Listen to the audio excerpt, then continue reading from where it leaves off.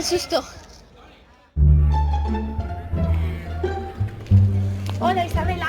Em podries deixar el mòbil per cridar la meva mare? Quina pena, Marta. El tens sense bateria. A lo millor... no ho sé. Doncs que m'has dit una mentida. Oh, Marta!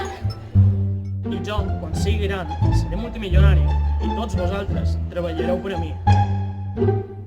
Moltes bufes i pa renau.